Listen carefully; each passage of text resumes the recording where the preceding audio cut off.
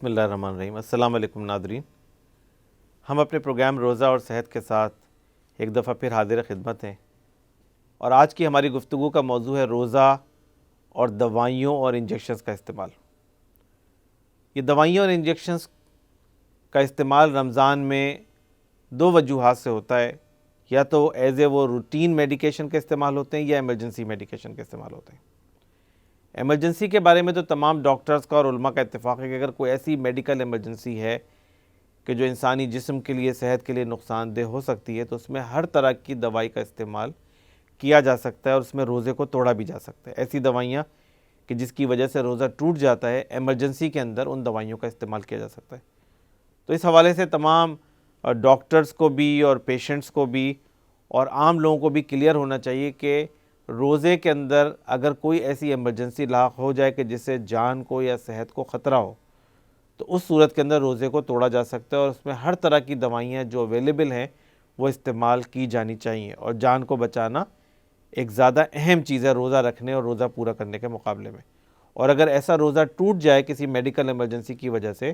تو اس روزے کا کفارہ نہیں ہوتا بلکہ صرف قضا ہوتی ہے کہ وہ ایک روزہ رکھنا پڑتا ہے، باقی اس کا کوئی کفارہ نہیں دینا پڑتا۔ جہاں تک روٹین میڈیکیشنز کا تعلق ہے، اور بہت سارے لوگ ایسے ہوتے ہیں کہ جو دوائیاں استعمال کر رہے ہوتے ہیں رمضان سے پہلے کسی نہ کسی بیماری کی وجہ سے، ان کو اس رمضان کے مہینہ شروع ہونے سے پہلے اپنے ڈاکٹر سے ایک تفصیلی مشورہ کر لینا چاہیے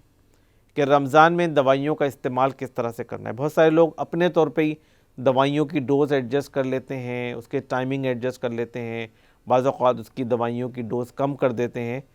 تو اس عمل سے بچنا چاہیے اور ڈاکٹر کے ساتھ مشورہ کریں کہ میں رمضان کے روزے رکھنا چاہتا ہوں یا رکھنا چاہتی ہوں، اور اب مجھے یہ دوائیاں کس طریقے سے لینی چاہیے، سحری میں کون سی دوائی لی جائے، افطار میں کون سی دوائی لی جائے۔ اگر آپ دن میں 3 دفعہ یا 4 دفعہ کوئی دوائی استعمال کر رہے ہیں تو اس کی ڈوز کو کس طرح ایڈجسٹ کیا جائے تاکہ آپ کی باڈی کے اوپر اس کے اثرات مرتب نہ ہوں۔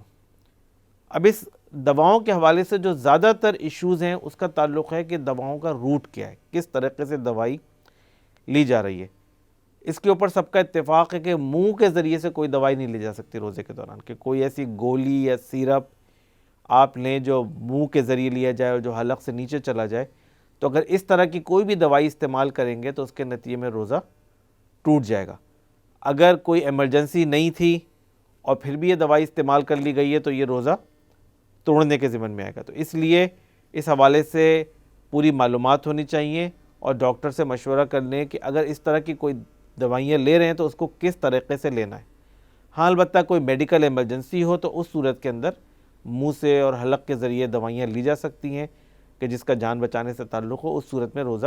ٹوٹے گا نہیں بلکہ اس کے اوپر قضا واجب آئے گی۔ جو بہت ساری دوائیاں ہیں رمضان کے مہینے میں جو اور راؤٹس ہیں وہ لی جا سکتی ہیں، ان میں جو ایک اہم دوائیاں لینے کا طریقہ ہوتا ہے اس کو ٹاپیکل اپلیکیشن کہتے ہیں، کہ اسکن کے اوپر لگائی جانے والی دوائیاں۔ اور اب ایسی بہت ساری دوائیاں آ گئی ہیں کہ جو منہ سے لینے کی ضرورت نہیں پڑتی ہے بلکہ جن کو اسکن کے اوپر لگایا جاتا ہے، پیچ کی صورت میں لگایا جاتا ہے یا کسی بام کی صورت میں لگایا جاتا ہے یا اس کو رب کیا جا سکتا ہے۔ بالخصوص جو درد کی دوائیاں ہیں، اگر سر میں درد ہو رہا ہے تو آپ ایسے بام موجود ہیں کہ جو آپ لگا سکتے ہیں کہ جس سے سر کا درد ٹھیک ہو جائے، یا جسم کے کسی حصے میں بھی درد ہو رہا ہے تو بام کے ذریعے اس درد کا علاج کیا جا سکتا ہے۔ یا اگر پیچز کی صورت میں دوائی اویلیبل ہے تو وہ پیچ کی صورت میں لی جا سکتی ہے، بلڈ پریشر کو کنٹرول کرنے کے لیے، ہارٹ کی بیماریوں میں، ڈیمنشیا میں۔ اس طرح کی بہت ساری بیماریاں ہیں کہ جس میں ٹاپیکل دوائی لگائی جا سکتی ہے، اسکن پہ لگائی جا سکتی ہے۔ یا اسکن پہ اگر کوئی انفیکشن ہو گیا ہے یا کوئی ریش ہو گیا ہے، کوئی الرجی ہو گئی ہے، تو وہ اسکن کی دوائیاں بھی استعمال کی جا سکتی ہیں، اس کے استعمال کے اندر کوئی قباحت نہیں ہے۔ اگر جسم پہ کوئی زخم موجود ہے اور وہ زخم ڈریسنگ کے اندر ہے تو اس ڈریسنگ کی صفائی کی جا سکتی ہے، اس کو چینج کیا جا سکتا ہے، اس زخم کو واش کیا جا سکتا ہے اور اس کے اوپر مختلف اینٹی بائیوٹکس یا پاؤڈرز یا اور دیگر دوائیاں لگائی جا سکتی ہیں، اس میں بھی کوئی قباحت نہیں ہے۔ تو ٹاپیکل دوائیوں میں جو اسکن پہ لگائی جاتی ہیں اس کے استعمال کے اندر کوئی قباحت نہیں ہے۔ دوسری جو دوائیوں کی بڑی قسم ہے وہ انجیکشنز کہلاتی ہیں، کہ جو انٹرا مسکولر یا انٹرا وینس دی جاتی ہیں۔ اس کے بارے میں بھی تمام علماء کا اتفاق ہے کہ انٹرا وینس اور انٹرا مسکولر انجیکشنز تمام لیے جا سکتے ہیں بشرطے کہ وہ کسی بیماری کے علاج کے لیے ہو۔ کوئی فرد اگر اس کو ضرورت ہو ڈرپ لگوانے کی، آئی وی ہائیڈریشن کی، ڈائریا کی وجہ سے، بلڈ پریشر لو ہونے کی وجہ سے یا اور کسی بیماری کی وجہ سے جو ڈاکٹر جس کو پرسکرائب کرے، تو وہ روزے کے دوران وہ ڈرپ بھی لگوائی جا سکتی ہے، انجیکشن بھی لگوائے جا سکتے ہیں، لیکن وہ ڈرپ یا انجیکشن صرف طاقت کے حصول کے نہیں لگوائے جا سکتے۔ کوئی فرد یہ سمجھے کہ مجھے کمزوری محسوس ہو رہی ہے اور میں ڈرپ لگوا لوں یا انجیکشن لگوا لوں تو جس کے ذریعے توانائی آ جائے، میڈیکل پرپس کے لیے لگائے جا سکتے ہیں۔ اینٹی بائیوٹکس کا استعمال کیا جا سکتا ہے اور دیگر دوائیاں جو انٹراوینس ہوں وہ استعمال کی جا سکتی ہیں روزے کے دوران بھی، ان کے استعمال کرنے پہ کوئی پابندی نہیں ہے۔ انٹرامسکولر انجیکشنز بھی لگائے جا سکتے ہیں، تو انجیکشنز کے استعمال کے اوپر کوئی پابندی نہیں ہے روزے کے دوران۔ اگر کسی فرد کو کوئی تکلیف ہو جائے، درد ہو جائے اور انجیکشن سے اگر اس کے درد میں آرام آ جاتا ہو تو پھر وہ انجیکشن لگوا سکتا ہے تاکہ اس کے درد میں آرام ہو جائے اور وہ اپنا روزہ پوری طرح کمپلیٹ کر سکے، تو یہ الاؤ ہے۔ ایک اور جو دوائیوں کی قسم ہے جو انہیلیشنل میڈیکیشنز کہلاتی ہیں، جو سانس کے ذریعے لی جاتی ہیں، اور اس حوالے سے ایک کنٹروورسی ہے۔ بہت سارے لوگوں کی رائے یہ ہے کہ جو انہیلرز ہوتے ہیں یا نیبیولائزر ہوتے ہیں یہ روزے کے دوران لیے جا سکتے ہیں، لیکن بعض علماء کی رائے یہ ہے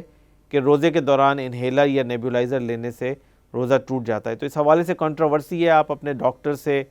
اور اپنے عالم دین سے مشورہ کر لیجئے اور جو بھی پھر رائے آپ کو سوٹ کرتی ہو پھر آپ اس کے مطابق کریں، لیکن ہمیں امید ہے کہ انشاءاللہ میڈیکل ریسرچ کے نتیجے میں یہ کنٹروورسی بھی ریزالو ہو جائے گی اور ہو سکتا ہے کہ آگے اس بات کا بھی الاؤنس مل جائے کہ روزے کے دوران نیبیولائزر بھی استعمال کیے جا سکتے ہیں اور ایک کنسنسس ڈیولپ ہو جائے علماء میں اور ڈاکٹرز میں، اور ان نیبیولائزرز کے ساتھ ساتھ انہیلرز بھی استعمال کیے جا سکتے ہیں۔ تو امید یہ ہے کہ یہ ایک ایشو جو ہے وہ وقت کے ساتھ ساتھ ریزالو ہو جائے گا۔ اور جو دوائیاں ہیں جیسے کان میں ڈالنے والی دوائیاں ہیں وہ استعمال کی جا سکتی ہیں اگر کان میں درد ہو، کان میں انفیکشن ہو یا کوئی اور کان میں تکلیف ہو، تو یہ دوائیاں روزے کے دوران استعمال کی جا سکتی ہیں۔ البتہ علماء نے اس بات کو الاؤ نہیں کیا کہ روزے کے دوران ناک میں ڈالنے والی دوائیاں استعمال کی جائیں۔ اگر ناک میں کوئی خشکی ہے یا اگر ناک میں کوئی بیماری ہے تو ناک میں جو دوائیاں ڈالی جاتی ہیں وہ ڈرپ کرتی ہیں فیرنگز کے اندر، اور بعض اوقات وہ گلے کے اندر اور پیٹ کے اندر چلی جاتی ہیں، اس بات کا امکان ہوتا ہے،